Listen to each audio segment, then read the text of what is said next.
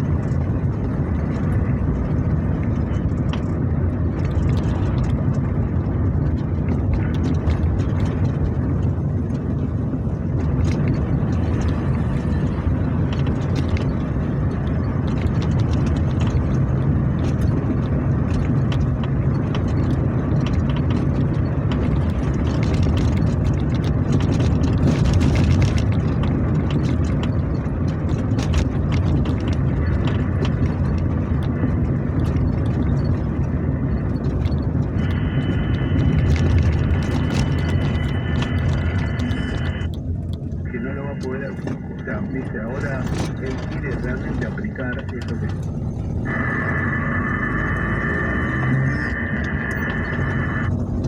de alguna manera dejar de que haya un banco central, de instaurar una dolarización cuando se pueda para instalarla, de modificar la coparticipación y la obra pública, lo cual afectaría mucho a los gobernadores, de algunas políticas si se traban en el Congreso porque él no tiene bloques legislativos propios, no los va a tener con mayoría, ir por el lado de los plebiscitos no vinculantes. Entonces, lo que decía Fondedekia, todo eso, la cúspide del Poder Judicial, la Corte Suprema, justamente con información que tiene, arriesgó, no se lo va a permitir. Así que si gana Milei no va a poder gobernar y va a haber momentos de mucha zozobra en el país.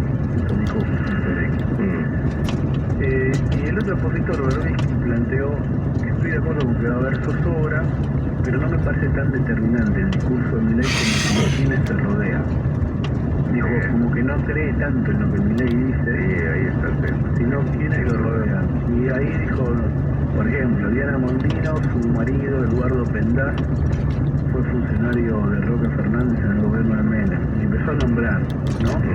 Y entonces ya no parecía un equipo de locos, no, claro, sino de tipos, muchos de ellos que estuvieron en una etapa en los 90, en la cual se inició esa etapa con algo clave, que fue donde puso ahí Berbisky más que nada el acento, que fue una iniciativa de Henry Kissinger. Henry Kissinger, en un documento hacia el final de los 80, plantea que hay que dejar de cobrar intereses de la deuda externa de los países empobrecidos. Era de América Latina, era la época de la llamada década perdida, en la que Alfonsín, por ejemplo, pagaba todos los meses, no sé si todos los meses, pero tenía que pagar la Argentina de Alfonsín, los intereses de la deuda externa contraída centralmente por la dictadura. sí, como estamos pagando ahora, ¿no? Exacto. Entonces, en un momento, según remarcó Berbisky en esa charla, Henry Kissinger dice, no cobremos más los intereses, porque esto así no puede seguir de manera ineterna. Tenemos que empezar a cobrar el capital de la deuda que nos deben. Así que capitalicemos los títulos de deuda que tenemos de los países de América Latina, canjeándolos por la propiedad de las empresas estatales. Y ese proceso fue el proceso que derivó en las políticas de privatizaciones, en la cual el gobierno de Menem fue el que fue más extremo, porque llegó a privatizar las joyas de la abuela, que era el PF. Como lo hemos remarcado muchas veces, el México del PRI no privatizó Pemex, Petróleos de México, Brasil no privatizó Petrobras, Argentina sí privatizó IPF. Entonces se viene, según Berbisky, con la intención atrás de Milei, de lo que está atrás de Milei, es llevar a la práctica la década que viene, el periodo que viene, si gana, una nueva política de canje de deuda por los activos de Argentina. Es que no hay ninguna otra posibilidad de otra solución. Eso es lo que venimos hablando hace años acá en este programa. No hay otra manera. No hay otra manera. Si vos querés dolarizar o querés hacer una suerte de dolarización encubierta, porque eso es la convertibilidad que manejan, entre otros, Roque Fernández, no tenés que otra manera de hacerte dólares más que cambiando, obviamente, por el superávit de la balanza comercial, pero no vas a juntar dólares con el superávit de la balanza comercial. Los 4 años de Alberto Fernández te dan prueba de eso, más allá de que puede uno cuestionar o no el manejo de las reservas de los dólares en el Banco Central. Lo cierto es que hay una presión sobre esas reservas acumuladas del superávit muy grande por ciertos sectores, y la recesión interna va a ser eterna. Ahora, mientras Sergio Massa consigue los 7.500 millones de dólares para tirar a fin de mes, se clavan un juicio que no solo sigue el mismo circuito del Distrito Sur de Nueva York, con la misma jueza que suplantó al juez Cresta, sino que además elige el monto mayor como pena a pagar. No es que dijo, bueno, estoy entre 4.900 y 16.000. Bueno, te elijo un 12.000, un 11.300, no, te eligió 16.900 millones de dólares. Y eso es una decisión política, claramente política. Eligió lo que más le convenía. Y va a venir por ese lado un tema importante, y el que gobierna o gana las elecciones, por ejemplo, en noviembre, Massa, los Estos fondos buitres, que no es el porque es una suerte de fondo estudio jurídico buitre, compra juicios baratos y luego los lleva a la práctica, no es lo mismo que el fondo buitre. En ese sentido no es un fondo de inversión, digo. Tienen arreglado el circuito de la justicia, obviamente el segundo circuito de apelaciones y la Corte Suprema, como denunció, creo que está Ocasio Cortés, la congresista. Sí, aparte denunció que hay corrupción. O sea, No, hicieron lo mismo que hicieron legal para Puerto Escondido. le pagan Lago Escondido. Hicieron exactamente lo mismo que el Lago Escondido. Le invitaron a pescar. Viaje de $100.000, que no es ese viaje el que le pagaron, porque después de la Corte Suprema de Estados Unidos puede hacer este viaje. Es otro nivel. Esto en el 2008. Paul Singer laburó el circuito y la Corte con el Partido Republicano, que además el circuito judicial es republicano, pero ahora viene la segunda instancia.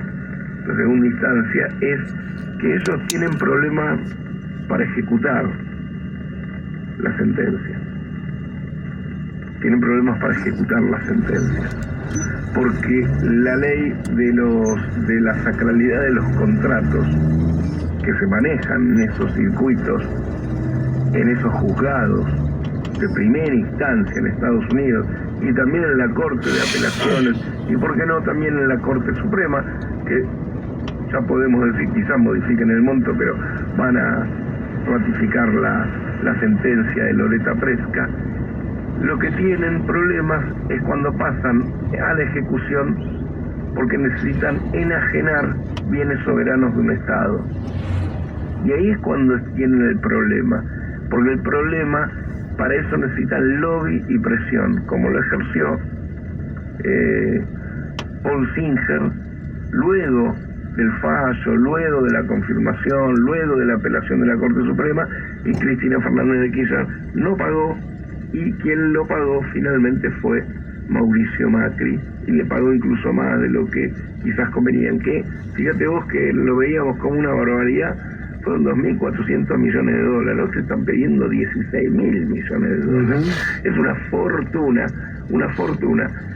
¿Y qué es lo que digo? Que ese elemento de presión que surge, no es posible sin un circuito de la justicia vinculado a lo republicano, que decide y dicta estos fallos, luego pasa a otro circuito, que es el circuito de la presión, porque no pueden fácilmente enajenar bienes soberanos en otros juzgados, y esas task force son manejadas por demócratas. Quien la presidió fue Madeleine Albright, la secretaria de Estado de Bill Clinton contra la Argentina. Entonces, ¿qué quiero decir? Ese es otro elemento de presión que vos vas a tener, por supuesto, si gana Milei, no si gana Patricia Bullrich, seguramente tampoco, porque para ellos es muy fácil el objetivo esencial de todo esto, que es enajenar bienes soberanos. El enajenamiento de bienes soberanos es lo que más les cuesta a este entramado que acaba de fallar en Estados Unidos, porque hay otras leyes donde, por ejemplo, el Poder Ejecutivo estadounidense no se pone como parte en el asunto, porque les dice, escuchame, me estás bardeando todas las relaciones internacionales. Si vienen acá el Banco Central de la República del Congo y te pone reservas en el Tesoro, si viene acá el Banco Nación de Arabia Saudita y pone una locación aquí y vos me haces juicio y le querés sacar todo, nadie más va a querer poner aquí locaciones, ni reservas, ni activos, ¿no? Entonces ese es el problema, porque distorsiona enormemente las relaciones internacionales. Y ahí, en el problema de la ejecución de la sentencia, tienen un grave inconveniente. Por eso la presión, cuyo objetivo final es justamente esto, la enajenación de bienes soberanos. Este es un camino. El otro camino es obviamente el que ya todos sabemos, la deuda no es un fin en sí mismo, no es la lógica del usurero. Aquí nadie quiere cobrar más de lo que te prestaron. No, es lo que eso es el usurero. La frase de Henry Kissinger, obviamente que nosotros en el programa ya es casi una marca registrada del programa que venimos con esto, tampoco es un recontrahallazgo intelectual, es un poco de sentido común y de desconfiar de los discursos planos que circulan en los medios, pero esto de que nadie quiere cobrar y que la deuda es un fin de condicionamiento y de mantener subordinado a un país es absolutamente evidente. Hay un libro que nosotros en la época de Vayan, en las madrugadas de lunes a viernes, citamos muchas veces y de hecho entrevistamos a su autor. Es un libro muy interesante que está relacionado con otro libro. El argentino Marcelo Gullo escribió un libro que se llama La insubordinación fundante. Y su hipótesis, que tampoco es pero me parece interesante porque está bien formulada, es que los procesos de desarrollo de los países que se industrializaron empezaron con una insubordinación de ese país al consenso que había global en ese momento de lo que había que hacer, de las recetas que circulaban.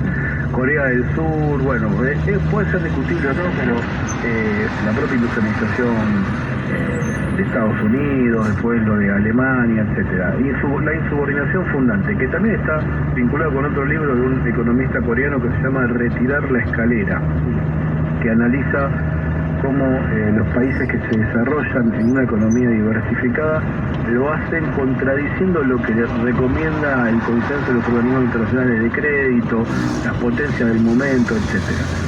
Y justamente el mecanismo de la deuda es el mecanismo que se utiliza para mantener subordinada a una nación, justamente para no permitirle esa insubordinación fundante, que para mí Argentina, en la etapa de Néstor Kirchner, iniciada con Eduardo Alberto Duhalde, cuando se fue el país de la convertibilidad, porque no había forma de sostenerla, y aunque tuvo muchísimo costo, para mí era necesario, aunque tuvo esa devaluación asimétrica de Remeslenikov, hizo crecer mucho la pobreza, pero no había forma de sostenerse en un irreal 1 a 1, y después de ese periodo, el periodo de Néstor y los dos gobiernos de Cristina intentaron recorrer el camino, para mí, de un proceso de insubordinación, o sea, un proceso de desarrollo genuino del país.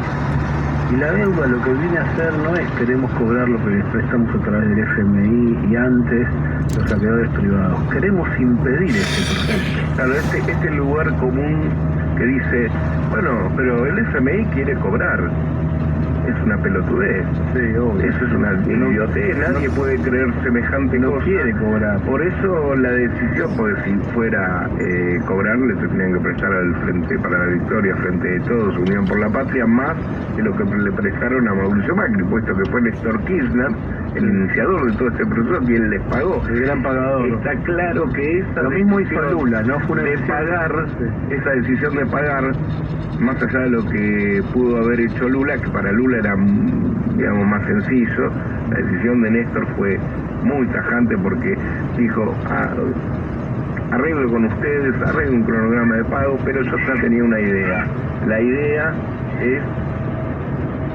es claramente acumular reservas y pagarle, que es la diferencia con Alberto Fernández, claramente, ¿no? Entonces, esa decisión de pagarle 10.000 millones de dólares, que dice, pero son 10.000 millones de dólares nada más, 9.000 y pico, digo, casi 10.000, lo cierto es que ahora te salvaste por 7.500 que te prestaron, digamos, un montón de plata, 10.000 millones de dólares para las reservas del Banco Central. Pum, la pagó con eso, después modificó la Carta Orgánica en el 2010 para poder pagar deuda. Fue muy o sea, algunos se sorprendieron. Justamente lo que no quieren. Y otros se incomodaron. Por eso no quieren, y Redrado, en ese momento presidente del Banco Central, no quería que se pague deuda con reservas del Banco Central, claramente, porque eso elimina una parte de la restricción, un elemento de la restricción externa. Si vos julias las reservas. Acá al frente hay un mayorista. Cualquiera no, obviamente. Don Teo se llama. Lleno de gente, son 5:30 de la mañana. Está lleno de gente. 5:30 de la mañana ya están vendiendo, no lo puedo creer. Frigorífico ese. Néstor Kirchner en su momento y Pous se sacó de encima el Fondo Monetario Internacional. A ver, no hay otra más que esa. Tenés un nuevo endeudamiento con enajenación de activos. Es la misma fórmula de siempre. De hecho, en Europa y en Estados Unidos también ha sucedido una tercera ola privatizadora, se lo llamó en la década del 2000, que prácticamente hablaba de bienes públicos, de edificios, ni siquiera ya de empresas, que quizás no son tan rentables ahora, empresas públicas me refiero, pero sí activos estratégicos, entre ellos la energía, por supuesto el litio, el agua, etcétera. Yo me pregunto, se habla de debatir leyes para proteger aerolíneas. Habría que pensar también en YPF. Vos pensás que el fallo se desentiende de la gestión de YPF. Dice, no, YPF no tiene nada que ver, el problema es con el gobierno argentino. Y encima, en el día de ayer, la jueza Loreta Presca dice, nadie más va a poder litigar contra YPF. ¿Por qué tanto cuidado con YPF por parte de Loreta Presca? Que no le debe importar un ovario YPF. A mí me parece claramente que hay una visión, y eso es lo que tenemos en mente. Nosotros siempre vamos de elección en elección, luchando y acomodando los melones al tanto, sacando ganancias, tirando suma fija, digo, es una práctica, porque las circunstancias que te crearon, que vos mismo dejaste que te creen, te llevan por ese camino. Pero, ¿por qué tanto énfasis por parte de esta jueza para decir que nadie más va a poder tocar? ¿Vos te decís cuál es el tal plan que vamos? Ponelo arriba de la mesa. No, mi pregunta es ¿por qué tanta, porque se la quieren quedar, amigo, tanto énfasis? Bueno, es YPF también es quedarse con el gasoducto. Es quedarse con el gasoducto, y después otra cosa que también está dando vueltas, claramente igual. YPF hoy está el gasoducto y el yacimiento de vaca muerta, los no convencionales. Hay que pensar una cosa, Estados Unidos, con la guerra de Ucrania-Rusia, amplió su oferta exportadora de energía, porque tuvo que reemplazar Europa la provisión de energía rusa, que ahora por la guerra con Ucrania está como cancelado, ¿no? La posibilidad de comprarle gas a Rusia, aunque voy a hacer una pequeña salvedad.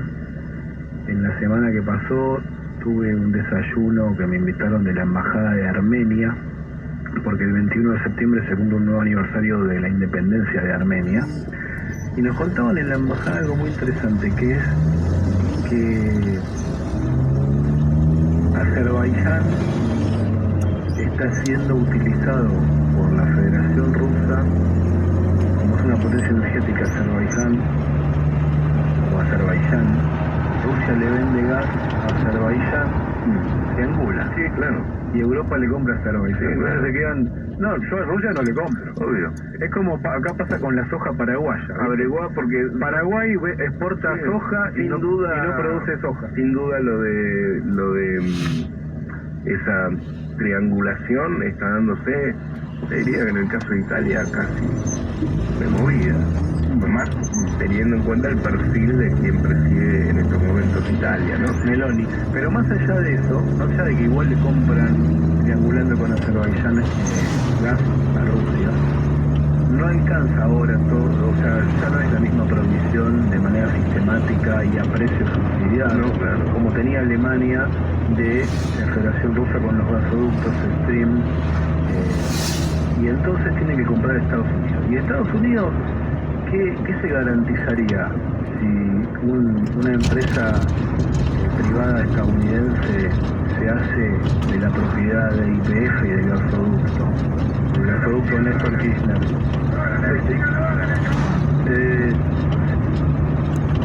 Estados Unidos, el segundo yacimiento no convencional del mundo, porque ellos son una potencia justamente en energía, gas y petróleo no convencional, y la segunda potencia en cuanto a disponibilidad de recursos es Argentina, y ahí tenés a YPF como un actor clave. Entonces, ¿cómo juega, no? Mira, estoy leyendo a Swiss News Poland, la agencia de noticias suiza, de abril de 2022. El presidente de Azerbaiyán aseguró hoy al ministro de Exteriores italiano que Bakú suministró en 2021 un total de 7.000 millones de metros cúbicos de gas a Italia y está dispuesto a incrementar este volumen en 2022. Me alegro mucho de haber suministrado el año pasado 7.000 millones de metros cúbicos y este año suministraremos más. Bueno, ahí está también, bueno, estaba tratando de chequear a ver si era efectivamente proveedor de Italia y sí, lo es, y seguramente seguirá siéndolo. Pero bueno, estamos en este escenario de que bueno, sí hay algunos que pronostican que puede pasar el 40, Milei, no tantos que pronostican que le saque 10% a Massa, aunque los números que están diciendo de Massa, pasar de un 27, 28 a 32 no es un crecimiento grande tampoco, pero yo noto otra cosa, digamos, en la realidad cotidiana. ¿Qué notas? Yo noto un empuje distinto, acompañando también el liderazgo que ha asumido el candidato de Unión por la Paz. Está dedicando un esfuerzo físico muy grande, yo te lo quiero reconocer, ya se lo han dicho muchos, pero le pone garra. Eso ya solo como actitud personal me parece imprescindible, pero a veces no está ni siquiera esa garra, ¿viste? No. Uno se acuerda de Néstor Kirchner. Néstor Kirchner, no sé, que murió muy joven, pero tenía una manera de vivir apasionadamente sus valores, sus creencias, de sacrificarse quizás, no sé si lo veía como un sacrificio, pero le dedicaba mucho, ¿viste? Está la famosa anécdota que me lo han dicho varios de sus exministros, que te llamaba por teléfono 6:30 de la mañana o 7 preguntándote cosas, o sea, ya había leído los diarios, Claro. y si el ministro de su equipo no los había leído y no le respondía al toque de lo que le había pedido, se ganaba un reto fuerte. Al segundo día que ocurría lo mismo, una puteada. Y al tercer día mejor no le atiendas el teléfono. No, claro. Digo, arrancaba muy temprano y toda esa cosa que a mí me parece... terminaba muy tarde también. Que me parece que es la manera, para mí no hay otra, la manera displicente de ejercer el poder habla de que no sos el verdadero poder, ¿no? Que no te importa mucho, ¿no? Total, descansás en otra cosa. Pero bueno, pero vos ves otro, ¿qué es lo que estabas planteando? Que ves otro tipo de energía. Otro tipo de energía. No estoy tan primero, bueno, obviamente la figura de Sergio Massa contribuye a generar y las medidas, una vez resuelto la arquitectura de corto plazo financiera de la Argentina, ¿está desobedeciendo al fondo? Que es lo que yo creo que sí. O sea, se cobró la guita y dijo, ahora yo hago lo que se me canta el culo. No sé si jugado por jugado.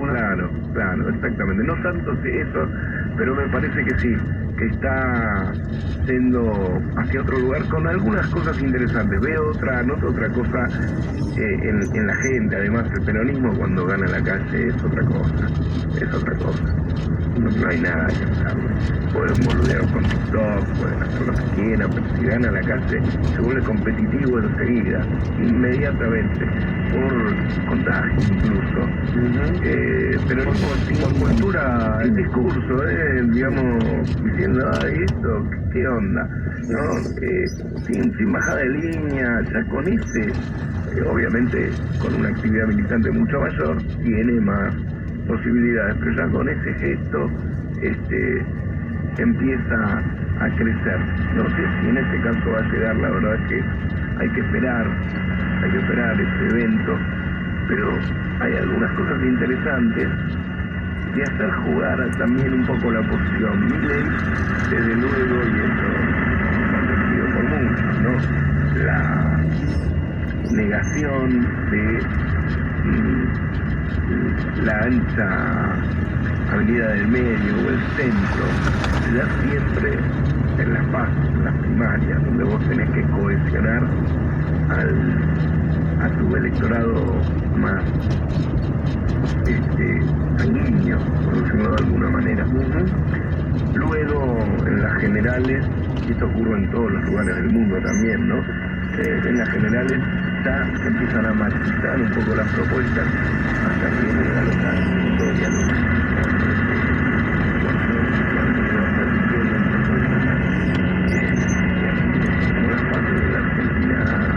también, ¿no? Te acordémonos de Mauricio Macri de Baltasar. El fútbol para todos, lo funciona, lo dejamos. Era todo así, todo de esta manera. Lo mismo es en un acto donde la gente no estaba lo dijo con interés tener un buen resultado en las partes.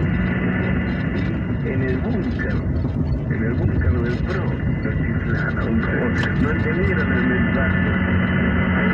Ahora cambiamos un poco más de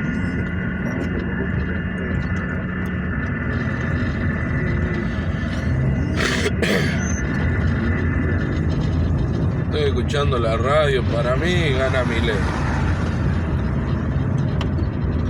Es el único tipo que desde que empezó a hablar en los medios siempre dijo lo mismo. Y para mí la palabra vale. Y yo al tipo lo veo que tiene palabra. Después veremos en la acción a ver si funcionan o no funcionan las medidas que él tiene dispuestas a hacer, pero yo creo más en Milei que en todos los demás candidatos. Ya Massa con eso de que dijo que iba a regalar autos, motos, electrodomésticos. Regalar, ¿cómo va a regalar si es plata nuestra? ¿Por qué tiene que regalar nuestra plata? Si va a regalar algo, tiene que ser para todo lo mismo, calculo yo. Porque a mí no me gustaría que a mi vecino le regalen un auto y a mí un celular, digamos. No, yo también quiero el auto. O sea, eso de regalar para mí no va, pero bueno. Y ahora se acuerdan de bajar un poco los impuestos a los trabajadores. ¿Hace cuánto que venimos pidiendo que por favor nos dejen respirar, que nos estamos ahogando?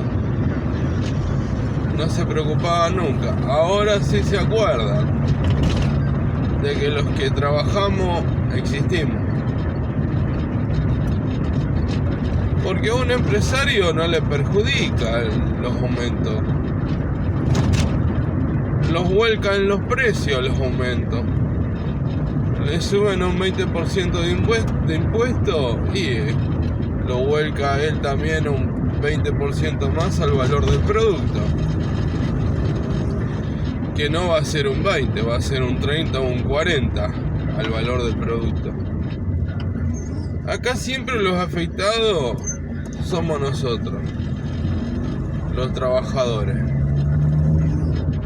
¿Por qué no hacen medidas a la cual nos favorezca a nosotros también?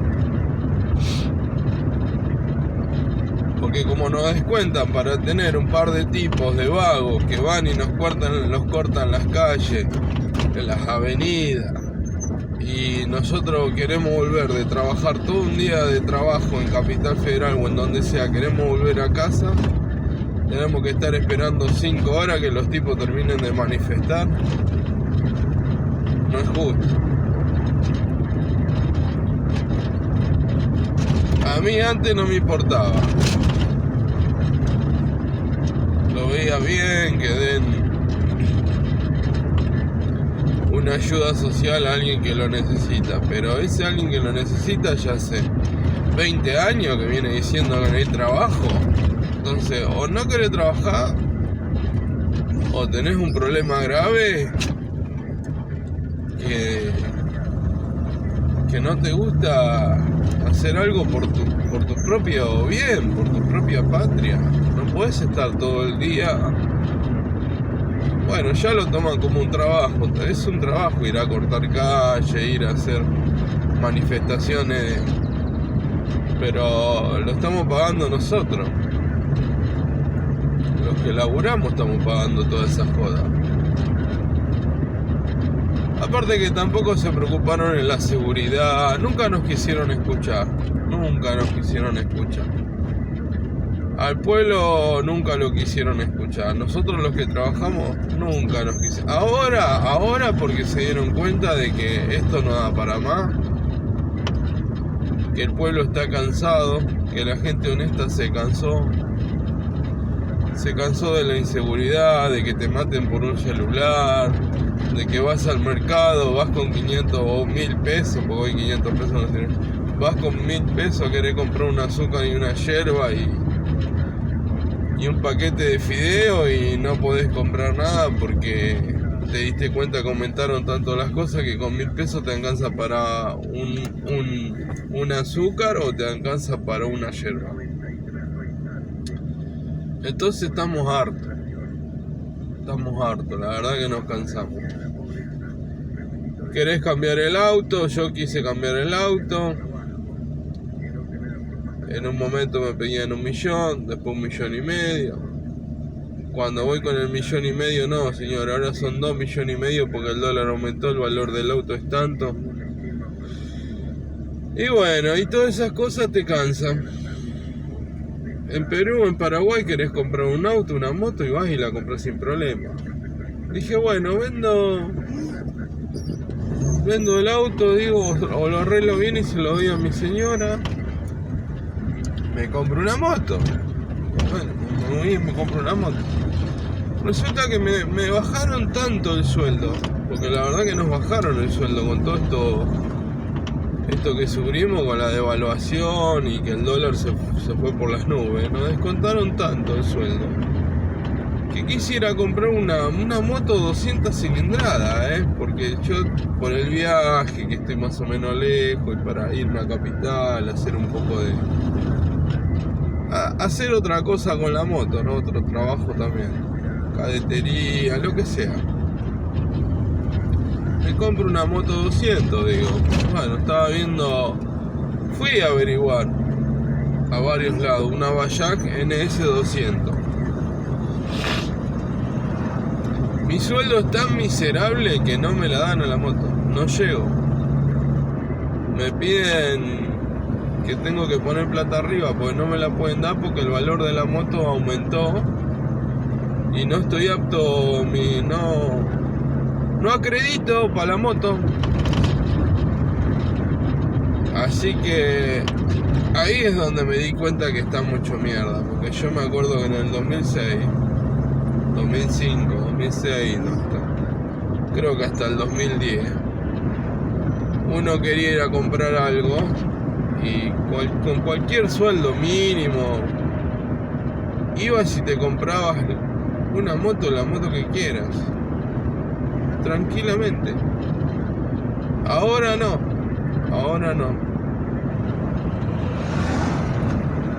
Así que eso me colapsó, la verdad.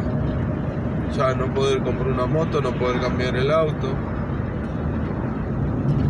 Ni hablar si que una persona quiere comprar una casa. Ni hablemos de eso. Entonces hay que buscar otra solución. Si esta política no funciona, hay que buscar otra. Es así. Hay trabajo. Se vende. Ha bajado el consumo, es cierto, en los últimos meses. Pero esto también es por el Fondo Monetario Internacional. Esto también es por las políticas que impone el Fondo Monetario Internacional. Heredamos de un gobierno que no trabajó en pos de un mapa productivo inclusivo. Pero bueno, por eso yo encuentro, vuelvo a decir algo más, si bien con muchos problemas, si bien con algo incierto, me parece que siento en la calle otra cosa. Hablando de eso que estás sintiendo vos, Facu, que yo lo comparto y lo percibo también, el querido Dachi de Rosario, y voy de esta manera empezando a compartir mensajes que nos llegan desde los oyentes al WhatsApp de la radio, que es el 1139224098. Entonces, el querido Dachi de Rosario dice, algo sobre Massa, de este para mí y para muchos desconocido Massa cuasi kirchnerista. 1. Tomó medidas económicas que se exigían. 2. Se adueñó de la agenda nacional. 3.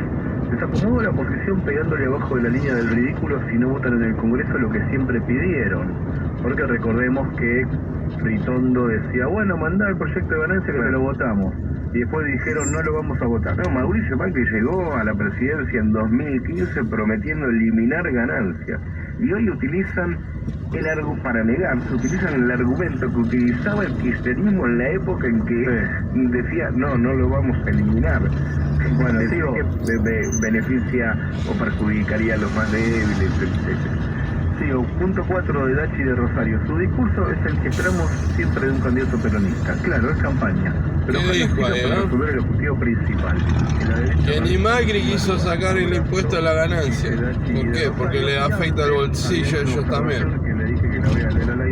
¿Por qué no nos pueden dar una mano? Porque también nosotros, recién ahora se acordaron de sacar la ganancia de los sueldos. Antes no la podían sacar. No era que Perón tenía que haber residido en el país durante cierta cantidad de años, sino que, abre comillas, los candidatos debían estar presentes en el país antes del 25 de agosto de 1972 y residir permanentemente en el país después de esa fecha. Obviamente Perón llegó el 17 de noviembre de 1972, desde entonces ese día es recordado como el Día de la Militancia, luego de 17 años de exilio, y se fue otra vez a España, todo lo contrario a lo que se le pedía, para volver definitivamente el 20 de junio del 73. Claro, no sin antes dejar activada la cláusula cámpora. El 23 de septiembre, elecciones y su tercera presidencia a partir del 12 de octubre de ese año. Abrazo, Dachi, desde la puntillosa para las fechas y la cláusula Rosario. Eugenio Dachi, un abrazo grande. Leo de Liliana Chiale, buen día. La oposición empieza a asustarse. El peronismo movilizado es insoportable. Hace un par de semanas que Sergio Tomás entró en un excelente ritmo de mejora continua. El loco de la motosierra y la beoda reculan más que Alberto. Y hablando de motosierra, ¿notaron que la motosierra no tenía cadena? Es una buena metáfora del desquiciado, puro humo y para la gilada. Estas últimas 3 semanas de Massa demuestran que con Alberto tenemos 3 años y medio en un mar de lana. Malungo de Valentín Alsina, en la misma línea, dice, Massa está haciendo en un mes lo que Alberto no hizo en 4 años. Bueno, escribe también Martín desde Hamburgo, el querido misionero que vive allí en la ciudad puerto, el principal puerto de Alemania, que además tiene a su segundo equipo, que es el equipo de nuestro corazón. ¿Cuál es? San Paolo. San Paolo. No confundirse con San Paolo y el exdirector técnico de Argentina, ahora en el Flamengo. Dice, y ya vamos a las noticias, Martín, el misionero desde Hamburgo, Alemania. Las charlas de ustedes hoy son muy interesantes, pero en octubre decide el pueblo. Y será como se la cree lo que cuentan los odiantes, Clarín, etc. Está muy pesimista Martín por lo que veo. Y encima no están muy enterados de lo que pasa, y como es la historia, con la deuda, los buitres, etcétera, no tienen tiempo porque se labura de madrugada a la noche y en su descanso corto no entiende todo lo que se le cuenta y la falta de guita, no tener laburo, etcétera. Pero, ¿qué se va a hacer? Hasta ustedes les cuento una explicación, el por qué y lo que hicieron hasta acá. Bueno, Facundo bastante real y cierta vez le saco el sombrero viejo. A Martín, ¿vos estás ok? Vamos que ganamos. No entiendo. Pasa de pesimismo Martín y termina diciendo vamos que ganamos. Bueno, así es la gente. Vamos que ganamos nuestro...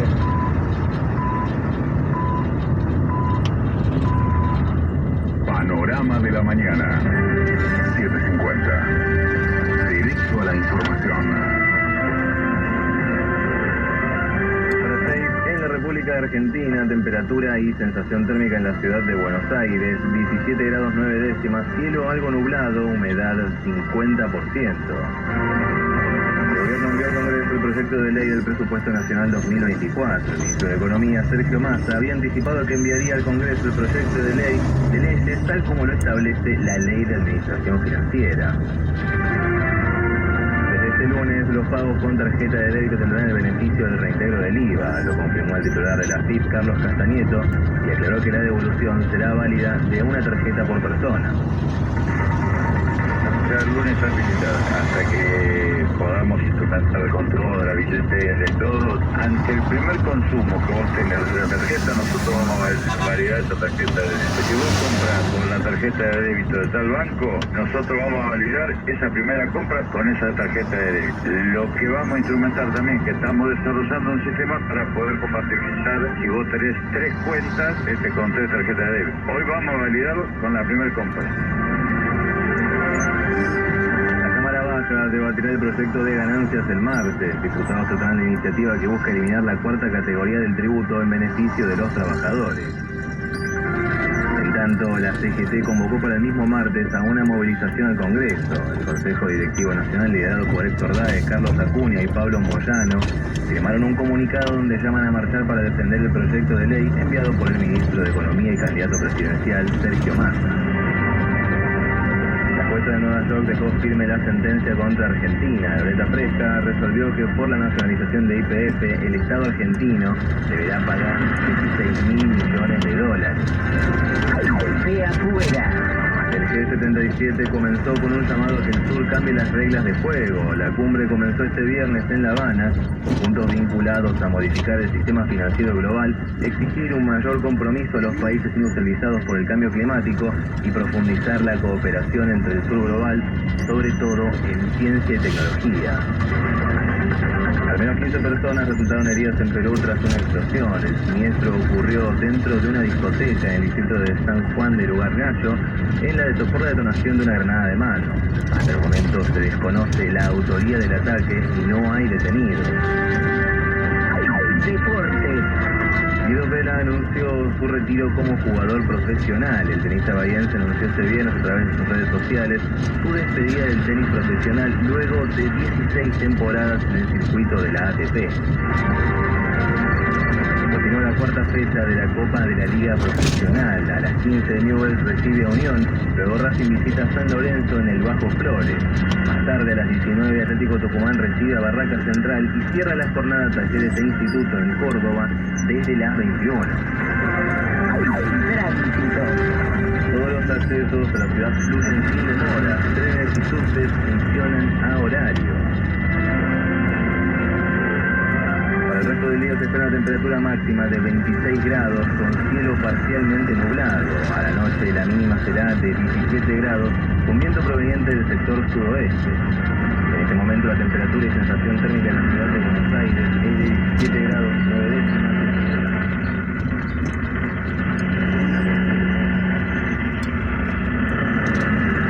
Panorama de la mañana. 7:50. Directo a la información. Más información en www.pagina12.com.ar. AM 750.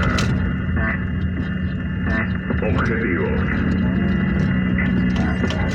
pero no imparciales. Qué barbaridad, ¿cómo están estas calles? TV, pero de ramas que pasas así en internet. Tenés Centro, tiene el pin perfecto para vos. Televisión 4K para que tires magia con el control remoto. No se preocupan, Para que de vez en cuando también te veas. No se preocupan, no se preocupan. Sí hay plata para la joda, pero no hay plata para arreglar las calles, dar seguridad, educación y un montón de cosas más. Hay ideas que nos transforman siempre y hay otras que nos cambian para siempre. Hay ideas grandes y hay grandes ideas. Hay muchas ideas. Lo importante es que funcionen. Como Banco Crédito, el banco cooperativo ideado para que nuestros sueños se hagan realidad. Hay otra idea de banco que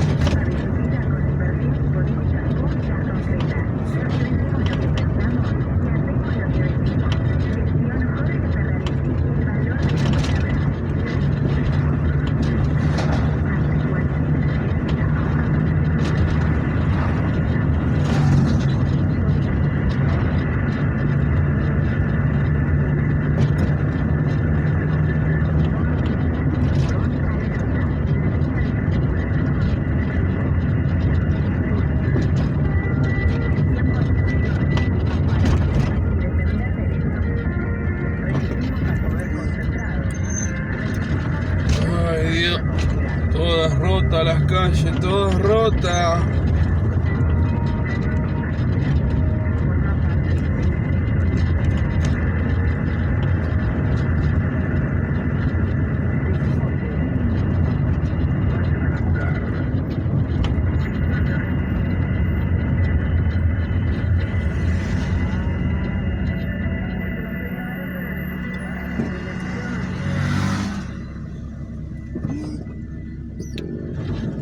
Bueno, ya queda menos ya.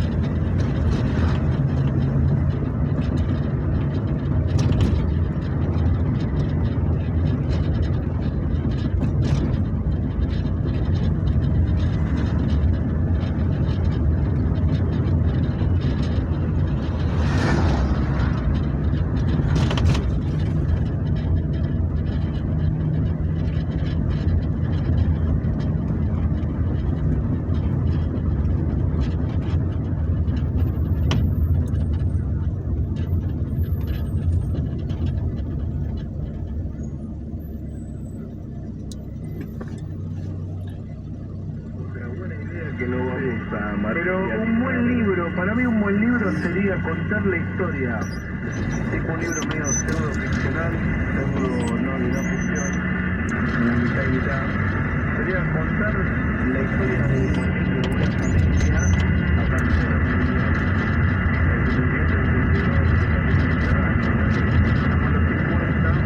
Porque para mí lo que generó Manolo Escudero en Argentina, lo lindo del mundial es recordar con quién lo viviste, dónde estaba, y realmente periodista muy querido, pero por ejemplo en mi caso el 86 para mí es como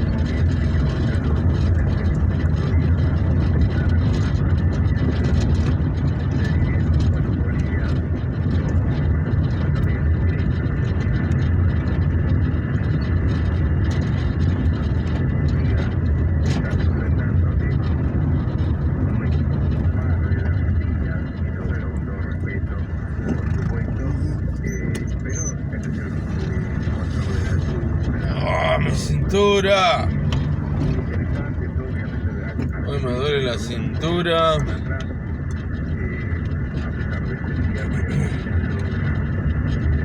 Bueno, gente, abrazo grande. Cuídense.